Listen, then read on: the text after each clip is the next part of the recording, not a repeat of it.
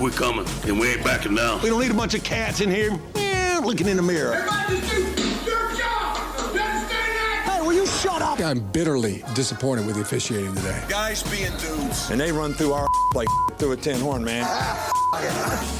Thank you, Lee. Thank you, Richard Johnson. Off-season vibe check time. How are you? My vibe is, it's like 25 degrees outside. And it is. It's mid-February. That sounds like a personal problem. It's not 25 degrees where I am. That's why I fled. That is true. You made the wise choice. So the off season is long and cold, and we don't want to go 8 months or whatever just talking about meetings and only doing history episodes. Like, boy, we love the meet in college football. Let me tell you right now. We do love meetings. I mean, you're a veteran of some of these stakeouts. I am, Yeah. absolutely. I'm very thankful to not be currently at the meeting in New Orleans where they're whining about where the SEC and the Big Ten are whining about the playoff.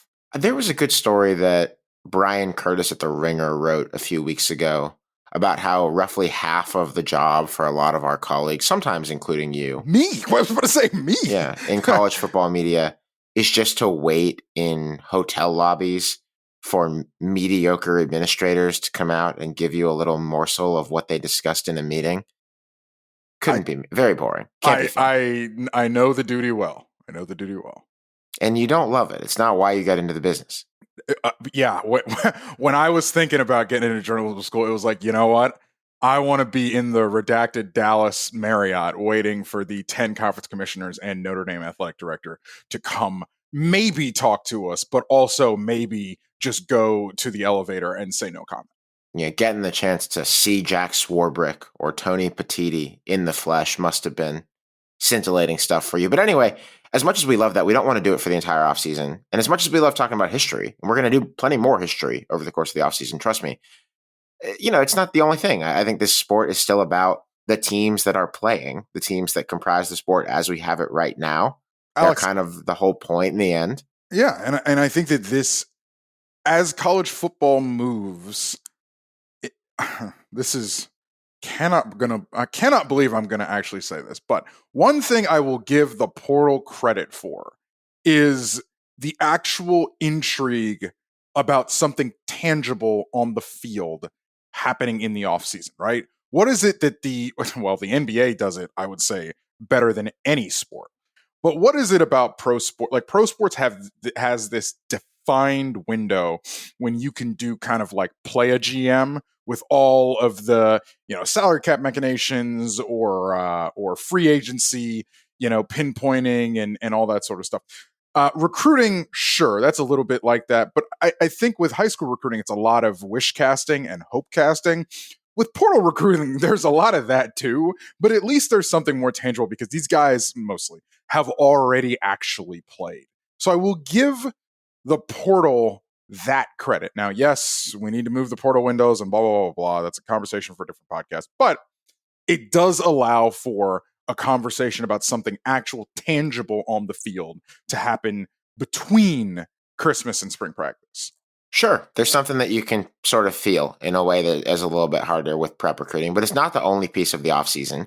And we don't want to just do season reviews. We've done those in the past, but time moves quick. Like it's almost March, Richard. Like, if we're just looking at a 2024 team as a kind of document, it's no longer a living document. It's already happened. I think people are moving on.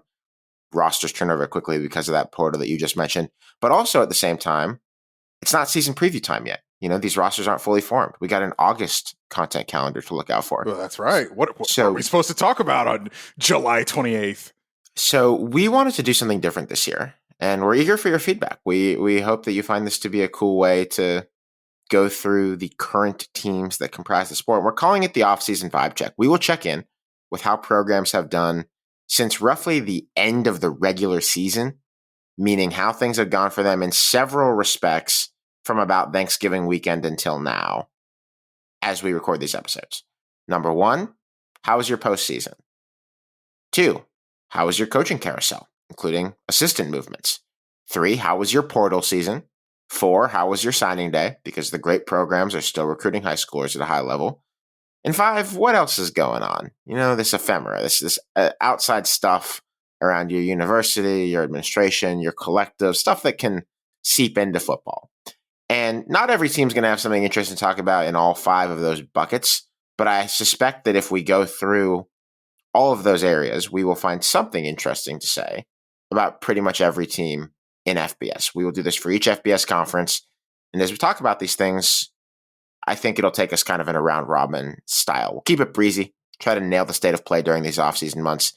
We look forward to it. And we will start today with the Southeastern Conference. I'm unfamiliar with that league. Well, Richard, I'll tell you about it in just a second. This is a free episode of Split Zone Duo, which means it is supported by our advertising partners, as well as our tremendous subscribers to splitzoneduo.com. Richard, funny week for me. You ever taken a tire delivery to your house? Yes, actually. There is a picture. I don't know if it exists, but there is a picture of me in my old apartment with 4 tires stacked up in the corner of it. And it's a New York apartment, folks. So 4 tires stacked up and me standing inside the tires in a corner of my New York apartment. There's a selfie that somewhere exists. I will endeavor to find it. Again, I'm not sure if it still exists or whether it was deleted or not. So yeah, you're not new to this. You're true to this, but we've been with Nokian tires for 3 seasons now, and around the beginning of the first season, they sent me tires to my old apartment, and they arrived like in a 3-day window. Like 1 or 2 tires came one day, then 1 or 2, then 1 or 2. So you got them over several days. Here I walked out to my front porch. There were 4 tires stacked up. Honestly, tough. Feel bad for the delivery person who had to wheel 4 tires up to the house or the apartment. And got them, rolled them around the back of the house to the garage. They are now sitting in the trunk of my car, and I had to lower the back seat. So I'm going to take the tires in to a tire shop near me and have them install. And then I'm going to keep my old Nokian tires in the garage in case I should ever want them for any reason. I don't think I'm making the move. Do that. Maybe you keep one, like in case you get a flat. Isn't that sensible? That's what a spare tire is for? Yeah, but you can always use a second one. You're not gonna, if you pop 2 tires at one time, you got bigger fish to fry.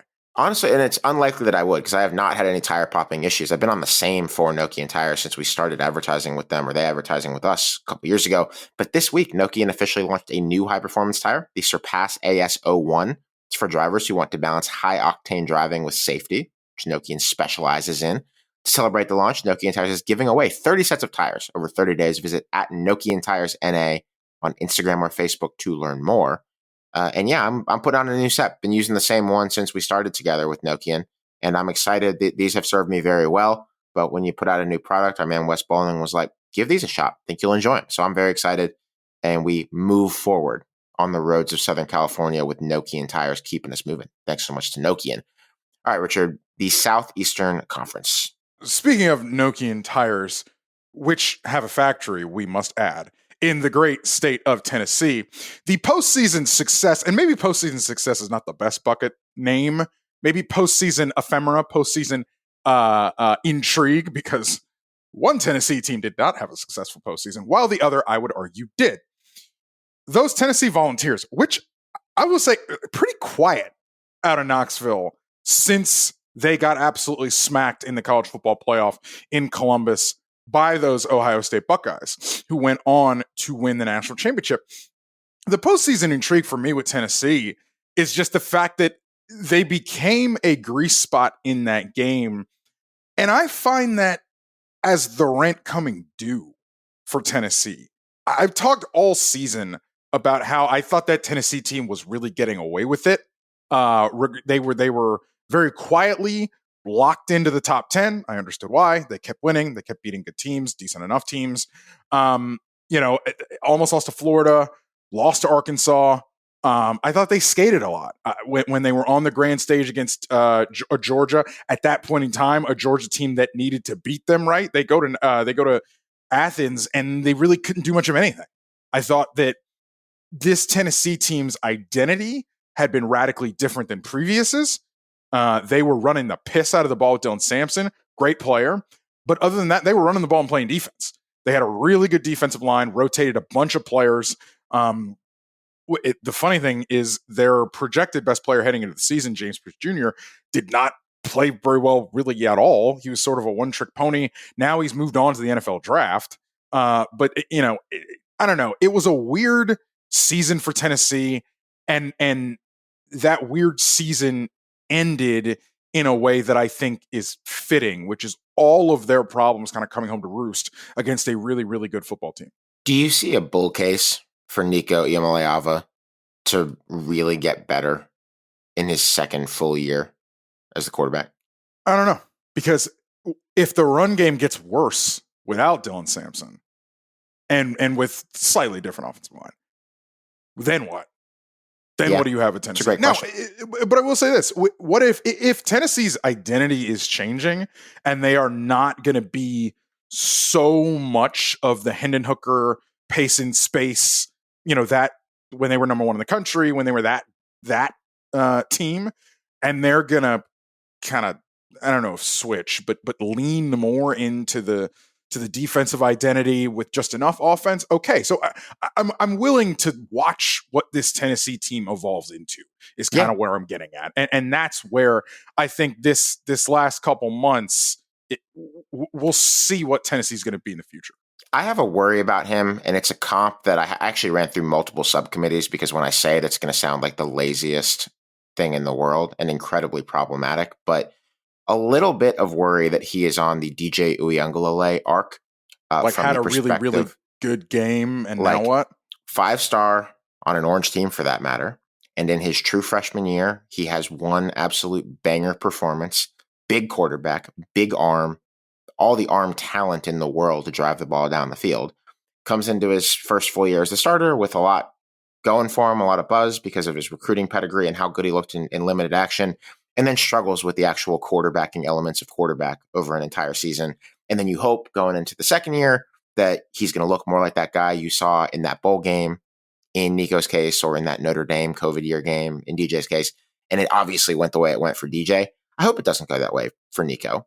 I hope that we see like a year 2 or I guess year 3 leap for him, but I'm also pretty unsure. As of right now, Richard, he might not be the best quarterback in the state of Tennessee. Yeah, and with Tennessee, I think the entire wide receiver core pretty much is changing. Broom McCoy's gone. Squirrel White's at Florida State. They are bringing in a brand new wide receiver core in Knoxville, so we'll see how that goes. Elsewhere in the state, as you noted, maybe he's not the best quarterback in the state. Diego Pavia is probably coming back to Vanderbilt. I say probably only because I think in the press release where he said he was coming back, he was like, they better put a deal in front of me that I like, sort of language. So I'm not like winking at that. Yeah. But this Vanderbilt team is going to be intriguing. They are bringing an entire new offensive line. They brought it in the portal, which is itself, by the way, noteworthy. The year before, they brought in 20 some odd players in the portal, which hinted at Vanderbilt, the University of, changing, I don't want to say eligibility requirements, but eligibility requirements, frankly. And they have one of the more intriguing offensive line portal pickups, which is Jordan White, who's a really good player for Liberty, a guard for Liberty. So let's see where Vanderbilt goes. I am curious here. Where are you at on the whole Pavia thing? Both you and I have bemoaned the state of the 8th year transfer quarterback. Diego Pavia, for the uninitiated, effectively won, I won't say won a lawsuit because that's not the right term, maybe won an injunctive Has relief. temporarily gotten temporary.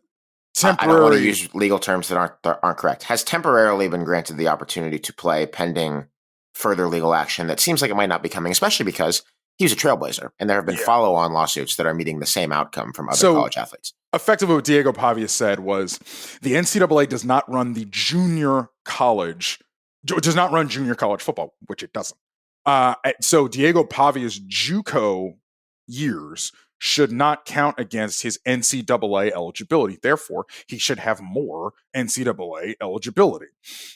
Why he was able to get temporary relief, frankly, is because the NCAA is not in a position to win or have success with really any legal claim, because now if you restrict eligibility, you are restricting earnings potential, because Diego Pavia obviously can earn NIL income being a college athlete.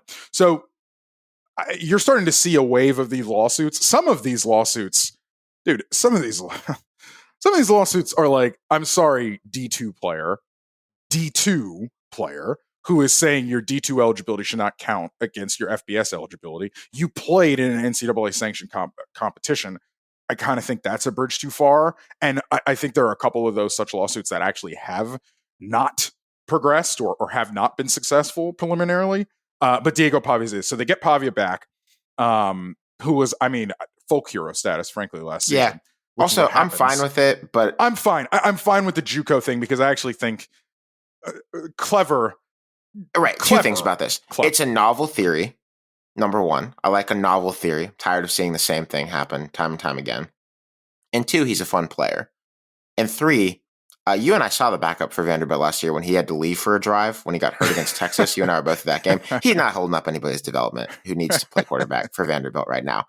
However, my views do not change about some guys need to go to LinkedIn or Indeed.com, etc., particularly when they're quarterback, because it's just causing a glut at the position. There's no way it's not hurting the development of quarterbacks in college football. Impossible. No way. But this time it's fine. Agreed. The other team in this conference, Richard, who I think has their offseason story at least like partially changed by their bowl result, is Alabama. The ReliaQuest Bowl against Michigan. Not that I watched it live or anything like that, but I did go back and gawk at it in a kind of rubbernecking capacity. That was a New Year's Day game when everyone had bigger fish to fry. They got grease spotted themselves by a not very good Michigan team. And I think that was intriguing because you do that once against Oklahoma. It's like, oh, okay, weird year. You're replacing the GOAT. You don't know that you're going to be able to achieve the same level of consistency right away. Okay. And then when it happens twice and you lose to Michigan like that in the bowl game, with Jalen Milroe playing, not well, most of your guys playing, it did kind of give me a little extra pause. Like, have these guys fallen off farther than we thought? I wouldn't say that definitively, but it definitely was a perception-changing defeat in that game for them. I think since then, in terms of the Alabama offseason, things have looked pretty good. They did wind up signing, and this actually basically went into place before their bowl game, but they signed the number 3 class at roughly the level where they have typically been under Nick Saban. That's the first full cycle under Kalen DeBoer. They pretty much kept their water level where it had been. That tells you something pretty important.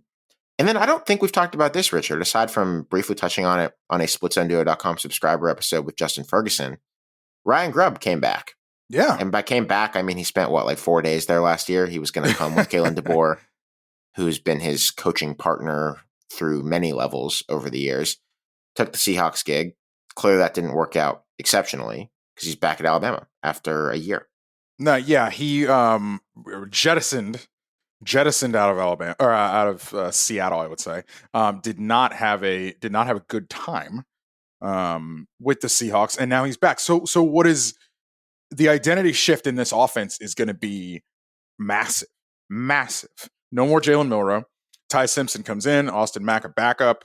Keelan Russell, also a prep recruit, I believe, who is coming in as well. We'll see if he develops as well. But he's, your prototypical, whoa, Alabama may have the next guy kind of thing. What can this Ryan Grubb offense be? Is it going to be Washington Ryan Grubb? Is it going to be that style system? And what is he going to bring to this? It was a black eye to lose that. That's a bowl game that matters. We talk about bowl games only mattering if they support our arguments. But yeah, that bowl game mattered against a Michigan team with like half of its best players, not even. And not like Michigan was a bunch of world beaters this year anyway. So where does Bama go from here? How does Bama transition now into spring practice without Jalen Milroe? What is this offense going to look like? Is going to be that's going to be the prevailing storyline around the Tide for the next 6 months. It will be. And I think the short answer for Alabama in this offseason, or kind of like the holding pattern that I'm going to keep until we season preview them, is that this will be a typically Alabama talented roster. But as is the case every time Alabama turns over the quarterback position, you don't really know. And that introduces a variable that even flummoxed Nick Saban at the end.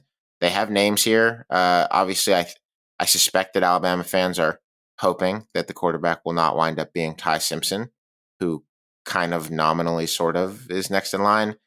There's a spring portal window still to go. There's guys with stars next to their names elsewhere in that quarterback room. Ryan Grubb's chief job going back there is figure it out. And I guess you got 8-9 months to figure it out before we have to watch someone actually go out there and play quarterback for Alabama. So we will see. Richard, the coach carousel in this conference, schools that had notable moves, non-moves. Question for you. Did you realize that Mike Bobo is still the offensive coordinator at Georgia? Yes, only because basically since September, the rumblings were that Mike Bobo was not going to be the offensive coordinator Sure were. At the University of Georgia once the season ended.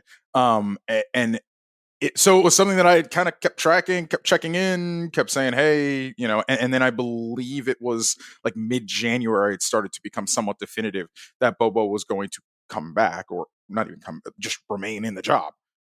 Weird offensive season for Georgia for a host of reasons. My thing with Georgia is it's kind of like, why is it that Georgia, of all schools, cannot figure out wide receiver? It's a very weird thing about the Georgia offense. And I say nothing about Carson Beck, what Carson Beck was or wasn't, the offensive line situation that was struggling. Obviously, they're turning over plenty on the offensive line. Had some injuries, had some weird rotations on the offensive line all season. But now you're looking at a Georgia team that's bringing in Zach Branch from USC, but Arian Smith is gone. Dominic Lovett is gone. Colby Young obviously got kicked off the team. So you've got this new wide receiver core coming in that you're going to have to figure out. Is Nitro Tuggle serious here? Is Zach Branch a complete player? Right? Is Dylan Bell? Or is he a fun gadget guy who does a few things every year? Is Dylan Bell a complete player? USC was not as down as I thought they would be when I asked someone there if he left. Someone who I don't believe would spin me. They were more upset about some of their offensive line losses both last year and this year. Yeah, so it's and is Bobo? I don't want to say is Bobo able to adapt, because look, man, it's pretty clear. I'm not going to do the out on Gunnar Stockton thing. I am willing to see what Gunnar Stockton develops into. Well, I might be willing to do that. I think that this is going to be a closely watched G Day, maybe the most closely watched spring game in college football this year. Gunnar Stockton was not like horrible or anything in his relief spots. Not that he really had much of a chance coming off the bench. You and I somewhat differ, but continue. He wasn't awful in my view for what was possible for a backup coming in to make his first start in that spot. That's all I'm saying. But there are Georgia fans who are curious about Ryan Puglisi, who is a more classic, good old boy dog quarterback looking fella, and who a lot of them thought might be better than Gunnar Stockton last year. And who was, I think, by the end, considered to be the true third string over Jaden Rashada. They thought he was at worst the third best quarterback on the team, and would have been the alternative if Stockton weren't the guy at the end of the year. By the way, Rashada went back in the portal. I think it's a sad story, man. It's a sad story. Hope for the best for him. The Georgia quarterback thing is interesting. I would not be shocked, not like stunned, if they went shopping and threw a bag at somebody in April. That doesn't really happen a lot. I mean, there have been some high-profile examples of that over the history of the sport. Joe Burrow, probably the top guy since we've been doing this. But it doesn't seem very settled to me that he's their quarterback from just talking to one or two dog people who are knowledgeable about Georgia's depth chart and the scuttlebutt around Athens. But no matter who the quarterback is, last year they had a quarterback they felt great about, and it just didn't work. I kind of hallucinated that Bobo had retired because that just seemed to be, the water cooler talk would be that he would surely just fade away. And as someone put it to me the other day, is Kirby's true Achilles heel once again showing through here, that he values subordination over production? It's a question. I don't know if subordination's the word. It's a question. Mike Bobo will do as he's told. right? It's a question. It's a question that was put to me by And someone who was motivated for Georgia's success. Yeah, and I don't think what happened in New Orleans is a sign of the dynasty ending or whatever. No, I think but we need some more data. The defense will bang. The defense has many, many great players, and I think could be more like the 21-22 than the 23-24, which of course has been elite college defense, but everyone knows the difference between these two and the previous 2 years. I think they could start to go back towards the level that they were at in the national championship years. We shall see. Richard, another offensive coordinator who's still at his job. The odds that you would have put on it maybe this time last year that this marriage would last more than 1 year would have been very, very long. Bobby Petrino and Sam Pittman are both still at Arkansas. How about that? Good for both of them, I will say. Good for both of them. I guess it's time to cop to it that, like, we kind of played it off like we were maybe joking a little bit when we kept saying before last season, by week 6, Bobby will be the interim coach in a palace coup or something like that. But I wasn't really kidding at all. I just kind of assumed that this was like moving in the new spouse while the divorcee gets pushed out. And things went fine. The offensive line did improve. We were watching that story closely over the course of last season. They had a San Jose State transfer at left tackle who ended up playing decently to pretty well for them for a lot of the year, even though there were a few games in particular where Taylor Green was running for his life and where it did not look like that was really solved. They've generally kept staff continuity. They lost a DB's coach to Georgia State, who then left Georgia State in very short order to go to your alma mater, the University of Florida.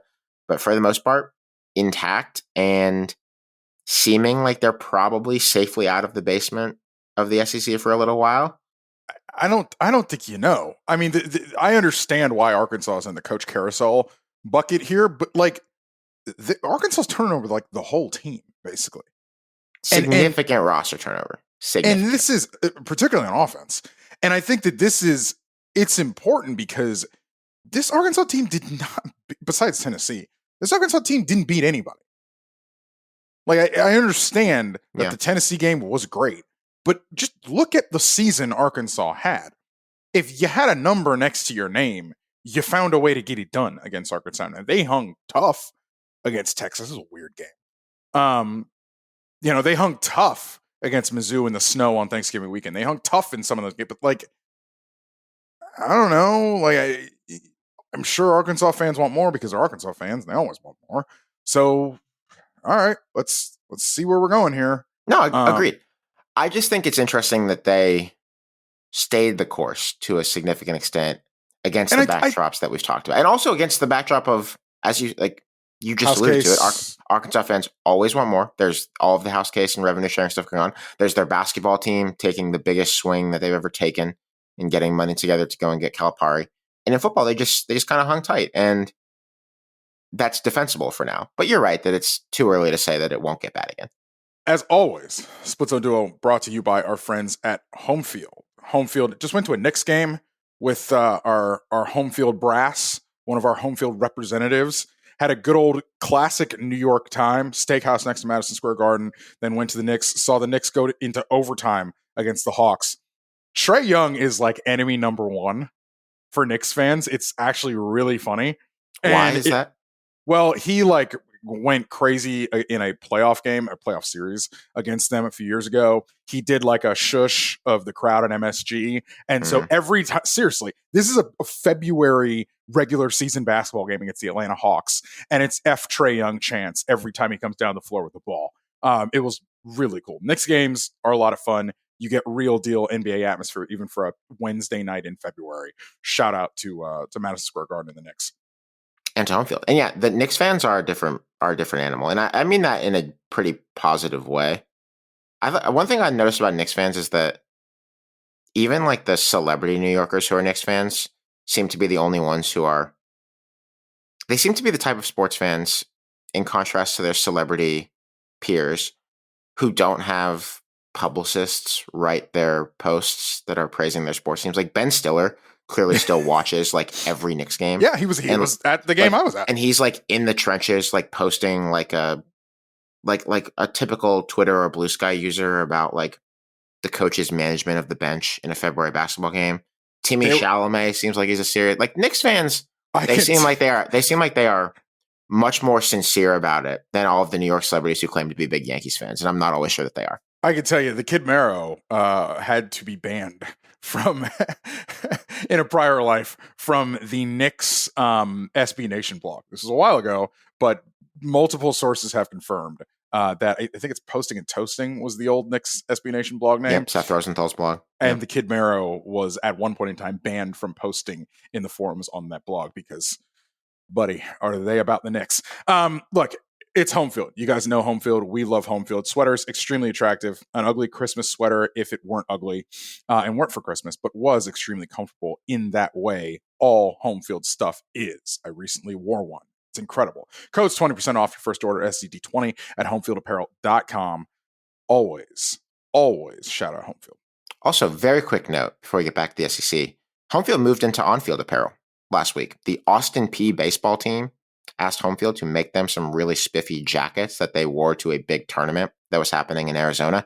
On-field apparel is a very hard game to get into. It's dominated by the big, giant, long-time apparel brands that you are familiar with, and getting in is really hard. So really cool that home field has been asked to do this and delivered a really cool jacket for Austin P's baseball team. If you are not an Austin P baseball fan, just appreciate how hard it is, how cool it is that home field is now in that game. Home field, thank you. It's been cool to grow alongside you all of these years. Richard, portal season in the SEC. Much to discuss here. Shall we start with the Oklahoma Sooners? Oklahoma, boy, howdy, did they have to have it.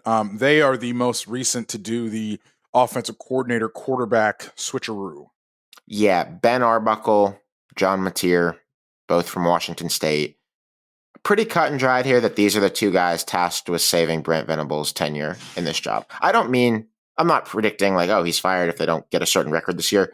But it's just if they have a bad year, and it's been 2 pretty terrible years out of 3 for him in that job, there may be no coming back from that. At least not in the coming back and actually being good sense from that. Like this is a year where you really have to start punching seriously in the SEC. And I suspect that defensively they will be at least okay. But a lot of that at this point is just sort of over-indexing on just like trusting Brent Venables and thinking about a couple games in particular over the last few years, particularly what they did to Alabama when Alabama came to Norman last year. They need to score points. I think the underrated piece of the Oklahoma offseason is that they did basically completely clean out that wide receiver room that was hurt / not very effective last year, but mostly hurt. 4 receiver transfers. 2 of them are FCS guys who are going to play outside receiver. Tread lightly with that one, man. You know how I feel about FCS receivers. I love them. I don't love them in this conference. Yeah, it might be a Big 12 or a MAC move more than an SEC move. That's what I'm talking about. Like I just mean there is an unserious nature to the move. Maybe. One of them, Keontae Lewis, is a boomerang who went from Wisconsin to Southern Illinois and is now back playing in one of the Power 2 conferences. They added one from UA Pine Bluff, Giovanni Gibson, 1,200 yards last year. Oklahoma is one of these offenses that we're just going to have to see how it looks on Labor Day weekend. There's enough new here that you could tell me this is one of the handful of best units in the country. You could tell me it's very bad. And we're going to have to just hold and wait and see for Oklahoma. And by the way, one of the, like, you talk about bringing 4 in, 1 out. Nick Anderson's not on this team anymore. Nick Anderson's gone. So it's, a lot of chop and change the wide receiver core, the whole offense. But that had to happen. I'll give Brent Venables this. He didn't do the, we're going to stay the course thing, which I think defensive coordinator head coaches are a little want to do. No, he's like, all right, we're going to throw the baby out with the bathwater and we're going to figure it out. So I will give him points for creativity, points for taking a swing. Ole Miss, very interesting portal season. They signed what On3 has as the number 2 portal class, or number 2 overall portal outcome in terms of players in versus players out with star rankings attached to them. I recently talked to someone at Ole Miss who expressed a few thoughts to me that I found to be pretty interesting. One, they feel that their collective is very big time, very organized, doing things in a professional, competent manner. We've heard that. Godfrey's talked about that with us over the years, over the year, really. And so I wasn't shocked to hear that. They felt like they were pretty close last year. one person said to me that if they had Q, that being Quinshon Judkins, they definitely would have made the playoff. See, I don't Losers want to hear that. I told him all. that. I told him that. I don't want to hear that at all from Ole Miss people. I said that. I said you didn't have them. You had 4 other guys who weren't as good. And I praised the roster management. I thought they were moneyballing on purpose. Yeah, that was your decision, Ole Miss, to jettison and not honor what Quinshon Judkins asked. And I understand you're a little annoyed with as I understand it, Quinshon Judkins repeated advances in 2023 for a contract re-up for more money, all that sort of stuff. So he said, all right, so be it, see ya. He left, obviously went to Ohio State, and Ole Miss tried to replace him in the aggregate. Okay. It didn't really work. But don't tell me, you know what I mean, when you made the conscious decision to send him on his way. It's just something that I was told was we'd made the playoff with Q. Sure. The third thing is that I think they have some worries at Ole Miss that they were sort of swinging above their typical weight class in the collective world a year ago, but that because of a mix of others catching up and rev share probably coming into play this year, that the gap between Ole Miss and most of the SEC might be closed. Yeah. Coming up in this year. I think Ole Miss had a first mover thing, and that's done now. It is done now. Now, that doesn't mean they can't make a 12-team playoff, but I think that the conditions were a little more ripe for them last year than they will be in most years going forward. The fourth thing, though, Richard, and this will be good for Ole Miss fans to hear, they talk about this next quarterback up, Austin Simmons, like he is a special kind of dude. Or at least when I say they, one person there told me this and said that this is a widely held sentiment among people in and around their football building. They love this new quarterback, Austin Simmons, who they think will probably be post Jackson Dart, their quarterback. Really good baseball player as well. Temperament, leader, athletic. We'll see, but the offseason industrial hype complex around quarterback is going to be pretty high with this player, who's in line, probably at least plurality chance to be the next Ole Miss QB. One thing I think Lane actually deserves a decent amount of credit for is short of Jackson, put Jackson Dart to the side. Whether you think he's good or not, was good or not, whatever. Who's the best Lane Kiffin quarterback? Jalen Hurts? I mean, yeah. Okay. Yeah, that was easy. Other than that, it's like Matt Barkley. And I understand I'm doing that off the top of my head, but like, give Lane some credit here for the offenses he's produced with the lack of talent or a lack of elite top end quarterback talent. Like, he has figured it out. Now, some of it is he's RPO'd his way to success and you know, a little Mickey Mouse offense, but whatever. It works on Saturdays, it works. And so I do think Lane, I do think Lane deserves some credit for that. Yeah. He did have at FAU Devin Singletary, right? The running back who ran for 2,000 yards that one year. He's in the NFL still. But yeah, in general, I would say that you're right. Generally, you would trust that Ole Miss will continue to score points. Now that Jackson Dart is gone, will they score points sequenced the right way with enough defense in the right moments to avoid like another Kentucky? We'll see it when we see it. New secondary, by the way. Trey Amos, Yam Banks, who got hurt against Florida at the end of the season. They both graduated. Amos is a good player, graduated. New pieces on the back end for Ole Miss. Also interesting in Portal Chronicles this winter in the SEC. South Carolina, number 13 portal class overall. Obviously, that's not great shakes in the SEC, but it's solid. It's competitive.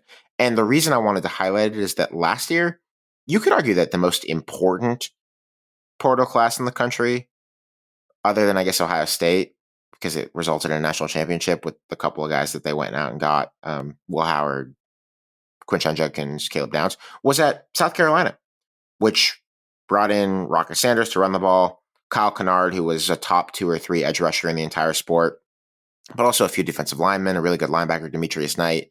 These guys shifted the balance of that program over just a year in it. And a lot of them are going to the NFL Combine now. You're going to see them playing in the league next year. Can you repeat a feat kind of like that? It's hard to see it being that much of a replenishment 2 years in a row. But as we talked about with South Carolina, their high school recruiting has also been quite solid under Shane Beamer. I don't know exactly who the big hitters will be this year. They added a cornerback, Brandon Siss from NC State, who was fairly sought after. They added a very productive Utah State running back to the mix. He could possibly be the guy who replaces Rocket Sanders, though like with every program, there's competition at running back. There's just a lot of guys at that position.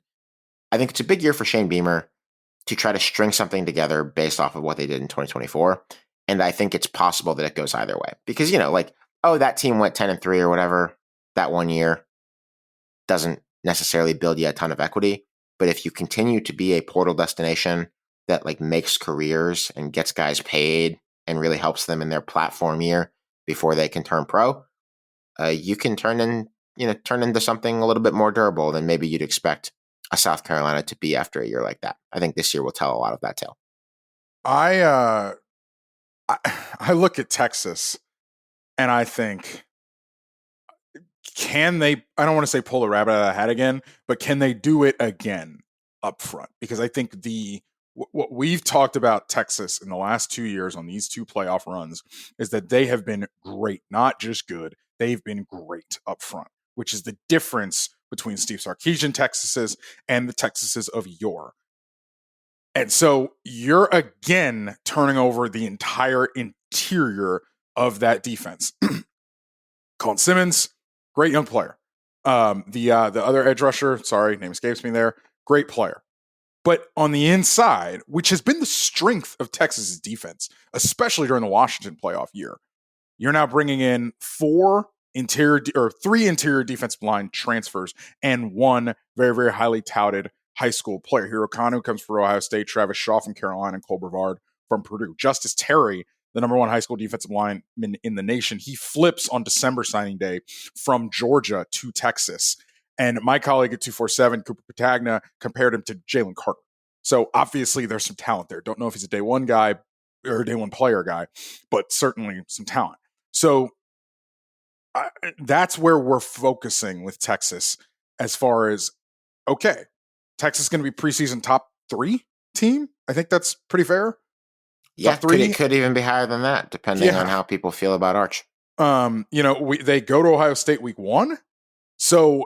But that, as far as Texas's portal year, that is where you've got to focus on, zero in on. Texas is going to go, I think, as that unit goes. Will Texas probably win double-digit games? Sure. They're really good. But if they want to be playing in January, which is what they want to do, that defensive interior has to step up and the turnover has to be as good as advertised. Also, just noteworthy, ace recruiter Tashard Choice has gone to the Lions. He's a running backs coach. Now he's with the Lions. I believe he played for the Lions. Check me on that.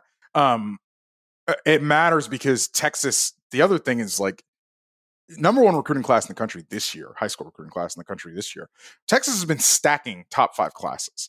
That's the other thing that matters here. Horns have been stacking top 5 classes under Steve Sarkisian. Has been impressive. Steve Sarkisian himself also gets a big old contract extension after, to whatever degree you believe it, dalliance with the Dallas Cowboys among the offseason storylines for Texas. I do think they might be able to do maybe not quite it again up front, not the way that it went from Tavondre Sweat and Byron Murphy to the wrecking crew that they continued to have this past year, I guess led by Alfred Collins and Vernon Broughton.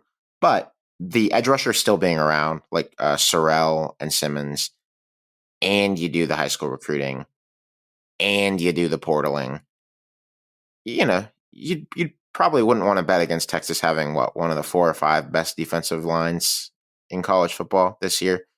We'll see. Probably wouldn't pick against that. We'll see. They have credibility in this area, I would say. Richard, are you going to be an LSU guy this offseason? I feel like you like to do this every 3 or 4 years. Yeah, I think I am. Tell me why. Well, one thing is LSU is going to be your portal darling team of the 2025 offseason. They just are. Nick Anderson, we said he's gone from Oklahoma. He is at LSU. Nick Anderson transfers out of Oklahoma into LSU. Baron Brown transfers out of Kentucky, one of a ton of transfers out of Kentucky into LSU. We're going to get to Kentucky in the next section. But you bring those two players in, a little bit of offensive line rejiggering, Josh Thompson from Northwestern, Braylon Moore from Virginia Tech. And then on the defensive side, you bring in Jack Pyburn, who is an edge at Florida, a pretty good player. And then Patrick Payton, who had a little bit of a disappointing year for the 2-10 Florida State Seminoles with one FBS win by Cal by 5 points. So Payton comes in. Hopefully he can regain the form that had people thinking that the Florida State defensive line was going to be the best defensive line in college football before the season. And then you saw how that season played out when they went 2-10 with one FBS win over Cal by 5 points. And then Delane Mansour and Tamarcus Cooley sort of round out, I should say, some of that portal class for LSU. Look, Brian Kelly can coach. And a lot of people don't like to acknowledge that because they don't like Brian Kelly personally. I get it, but the dude can coach. And if they are able to get these pieces to work around Garrett Nussmeier, who's going to come in this year with a lot of draft hype that I believe is deserved, there could be a very quick add water. LSU is back. Yeah, I think that because of what we just saw happen with Ryan Day, I'm going to consciously try to do less of just vibing into a coach being doomed because he gives off a rotten energy around him at a place, the way that Brian Kelly frankly does right now at LSU. Like, this guy's press conferences at the end of last year were miserable.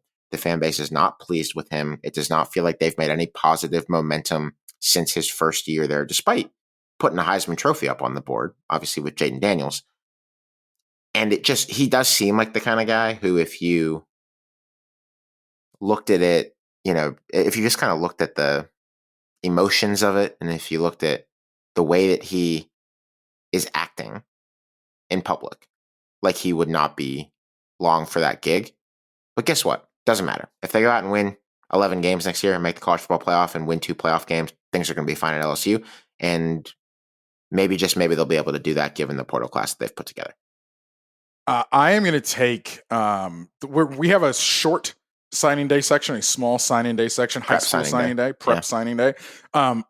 You have to look at what Florida did post vote of confidence in Billy Napier, which came a week or two before Thanksgiving, so a week or two before the end of the regular season. And say Florida had probably the strongest close of any team in college football to December signing day and even February signing day.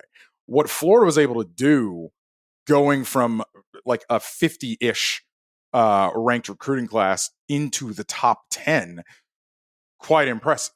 They swiped Dallas Wilson at the right before Christmas from Oregon. Wilson, was supposed to be in Florida's class in December, ends up going to Oregon, and then after signing at Oregon, asks out of his Oregon signature, then I don't know if flip's the right word, but ends up enrolled at Florida, and they're able to get him into school.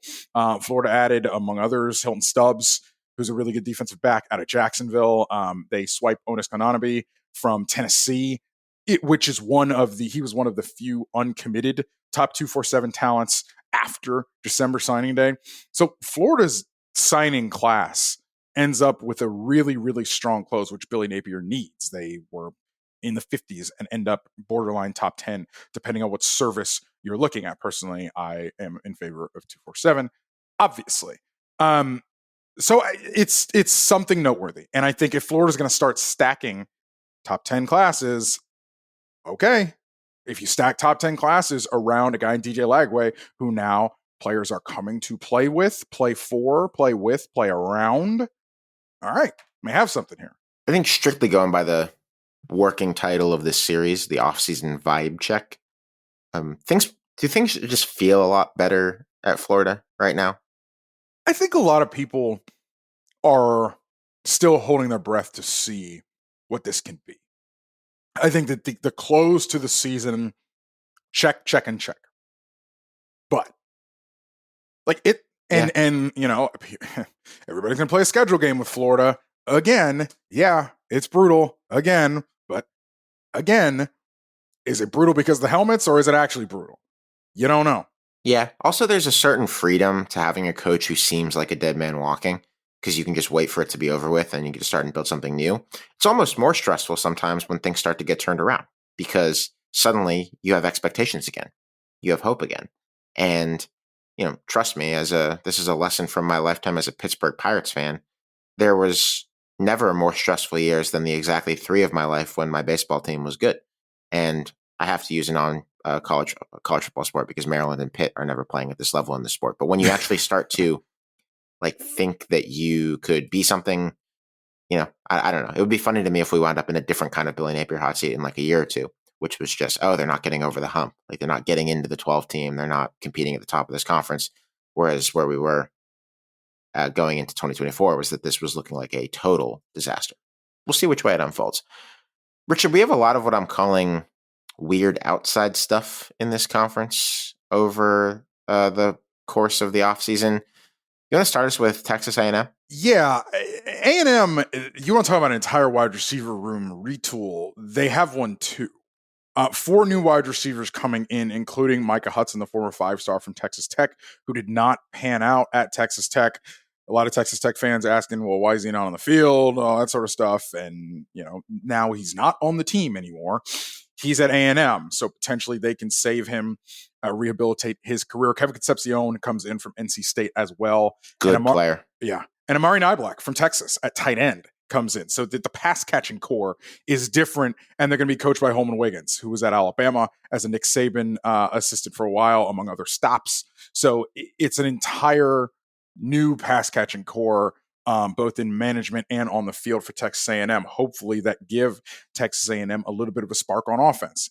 You're going to run it back with Marcel Reed, which I think is a little bit, I'm not going to say interesting or confusing, but there were some rumblings that he was going to get the bag thrown at him. He wins the 2-headed battle there for quarterback after a lot of chop and change, but you understand where Texas A&M was limited last year. I mean, they limited Texas in that game. They just couldn't score. Couldn't score. Where did Connor Wegman? Houston. He's at Houston now. Houston, yeah. Okay, yeah. Down the road, right down the road. Yep. Elsewhere in this league, I want to talk about Kentucky, but first with Kentucky. They've had a tragic few weeks, football aside. Ben Chrisman, offensive lineman who transferred to UNLV, was found dead in his apartment about a month after getting to Vegas. He's a Kentucky player still in a lot of ways, and he's a loss to a lot of people in that building at Kentucky. I think that's going to be the primary story of the offseason for Kentucky. Hope that everyone in that program is getting the support that they need and deserve to process a horrible, horrible thing that has happened to someone that they care about at Kentucky who had gone to UNLV. This next bit of stuff is not at all related to that, but I wanted to mention it first because I think it's necessary context for everything that we're going to see at Kentucky over the next few months. I'm not sure what their football-centric path forward or plan really looks like right now. No big staff clean out after last year. Both coordinators are back. Bush Hamden on offense, Brad White on defense. They were terrible.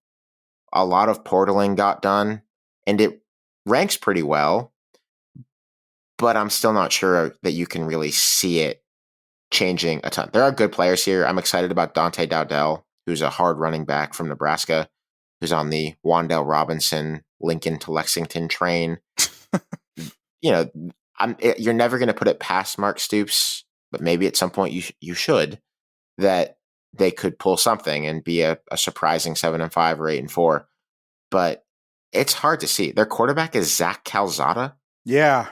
Who is getting a third, really a fourth bite at the apple, a third in the SEC after A&M, where he did beat Alabama, which is a funny trivia answer, Auburn for a minute, and Incarnate Word for the last 2 years, where he was very good.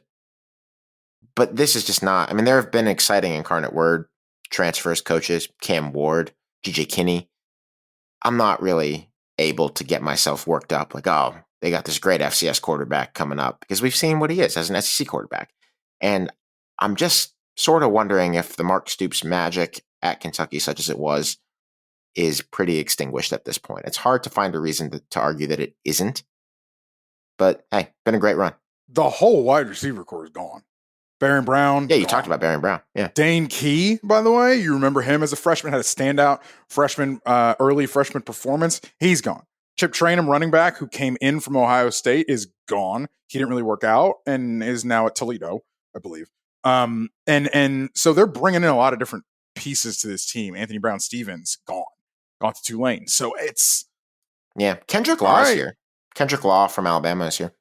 Yeah. So, it's a team where you start to say, are the vibes not so good on the field? I'm not trying to compare anything to the tragedy with Ben Crispin, but the vibes on the field, not good. Richard, Missouri. You think this is a compelling spot for Eli Drinkwitz this year? Yeah, I mean, it's either a damn, this dude can coach, or diminishing returns are beginning. 4 of the top 5 recruits from that 2024 class are gone, including one of the most highly touted recruits in Missouri football history, Williams and Wary. So he's gone. Luther Burden, Theoise, gone. Bo Prabula is in, the former Penn State backup who left before the playoff race, and then James Franklin sort of bemoaned the state of college football when he left as the reason why he left. So with all that chop and change, all right, it's either the portal pieces or the portal pieces in work and this guy can coach and this guy can recover, or it's TikTok, what are we doing here? Because that it's a 10-win team this season, but it's not an impressive 10-win team in my estimation. And it was a team that, as I ranted about on the show before, was the reason why I think Alabama's part of the reason why Alabama's playoff case was propped up. I mean, they go to Alabama, they got absolutely shut out, and yet you're still a ranked team. They go to A&M, they get absolutely crushed by the Aggies, and yet they're still a ranked team. Not going to go down that road again. I think it is possible that you and I are a little too harsh on the job that Drinkwitz has done there, because we've lived it together the last 2 years. I agree with you on all of this, and I was not very impressed by their 10-win team this past season, which included a 10th win in the Music City Bowl, but that doesn't suit our narrative, so we're going to call them a 9-win team. Of course not. They've won, 21 games in 2 years at Missouri? That happens basically never. Gary Pinkel did it in 2013 and 2014, 23 in 2 years. Gary Pinkel's a hell of a coach. And I think that's the only time in Missouri history that's ever happened. Yep, confirmed. The only time. Yeah. You got to give them a little something. I mean, we're talking about Missouri maybe declining here. What does that look like? 8-4? It's Mizzou. Pretty good. I think they are in August when we talk about our 1-score game rebound candidates, rebounding the bad way. I mean, Missouri's gonna be on that list. 1 score against Auburn, overtime against Vanderbilt, 1 score against Arkansas. They're going to be on your list when you start to do that in August. They might be. Also, actually, Gary Pinkel did that twice with the 20-plus wins in 2 years. Gary Pinkel really just a whale of a football coach. 2-time SEC championship game participant, Gary Pinkel, to you, sir. Yeah, actually, good plug. We did. I don't think we got to much Gary Pinkel on this other than listing him as a success, but we did what we call Anatomy of a Coaching Search of the 2001 crop of new coaches for our subscribers at www.splitzoneduo.com. You, me, Stephen Godfrey going down memory lane talking about ripple effects. And that was just in general, the new coach crop of 2001 was a transformatively good group. And Gary Pinkel, part of that at the University of Missouri. Also, Richard, maybe one case for this being a bit of a show us what you got here is that the SEC schedule for Mizzou this year rotates quite favorably. Not to play the game, but if you look at their schedule, you will see no Georgia, you will see no Texas. You will see a non-conference schedule that includes Kansas and Louisiana and Central Arkansas and UMass. You will see the opportunity for Mizzou to maybe stack some wins over the course of this year. Glad that Mizzou and Kansas are, of course, playing football with each other, as they always should be. For me, I have Mississippi State in here. I think football-wise, probably strap in for another not very good year.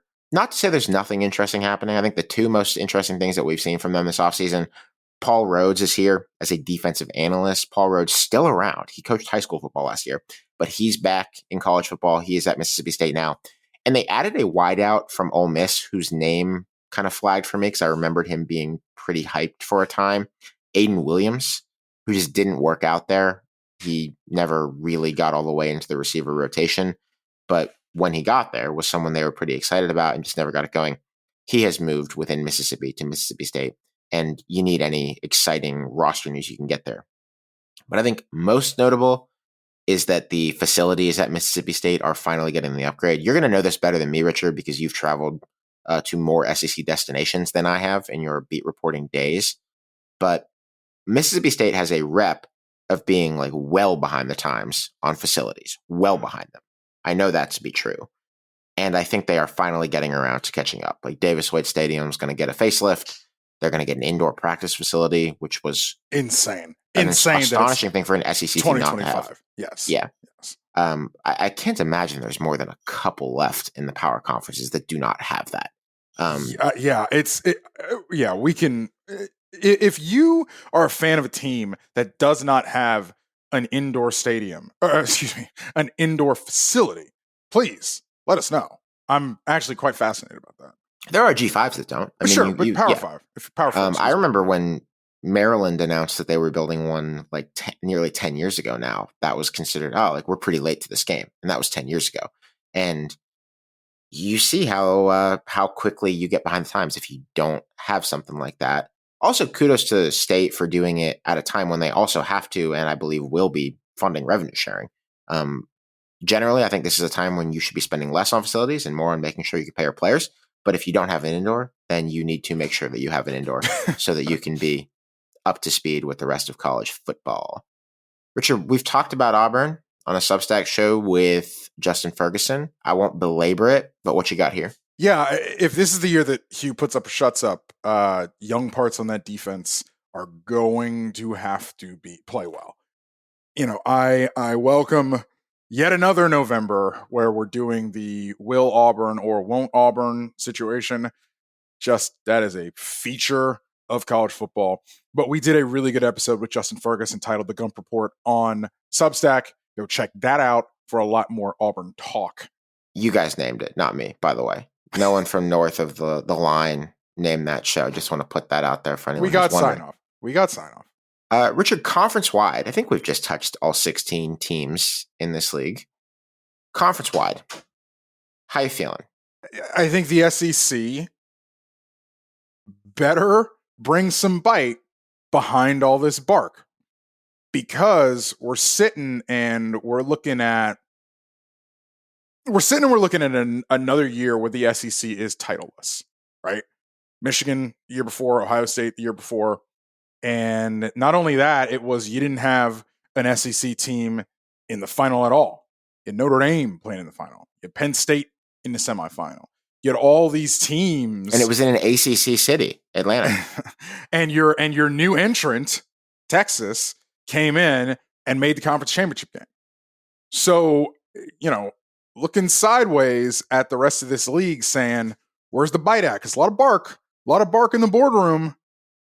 And you wonder, does the Big Ten have the upper hand here in general? Does the Big Ten have the upper hand here in these negotiations with the playoff committee and all these sorts of things that are off the field, things that the SEC is trying to throw weight around? Does the mandate diminish year in, year out if we go another year and the SEC isn't significantly challenging for the national championship you know what I mean? Like in the championship game, meaning obviously these teams are going to be around. Obviously Georgia and Texas are going to be in the mix, but what happens if they're not in the title game again? I want to be clear about what you mean here, because I could see it going either way. Are you saying that if the SEC continues to have a dry spell, which 2 years counts for them as a dry spell, at the top, tippy top of the sport, that the SEC will either step on the gas and try to seize more control of the playoff, as they seem to be doing with the Big Ten, or that they will lose the credibility to do so? Certainly the former. Okay. And I don't think the credibility, Right. I don't think whether they have the credibility or not, I don't think that really matters. They're going to continue to do the former, I think, especially as South Carolina and Alabama and Ole Miss get, I'm not going to use the word left out because neither of us believe they were actually left out. I don't think they earned their way in. But the SEC believes they are left out. The SEC does not trust the committee. The SEC is, beside the Big Ten, seizing control of this thing. But as you know, when the next playoff contract begins, the SEC and the Big Ten will basically run it. They will basically have plurality over how the thing is run moving forward. That was a power ceded to them because the rest of the sport was scared to compete and wouldn't call the SEC and the Big Ten on their BS and their bluff. 442211 is what they are discussing according to various reports. I think Ross Dellinger at Yahoo might have been first on this latest round.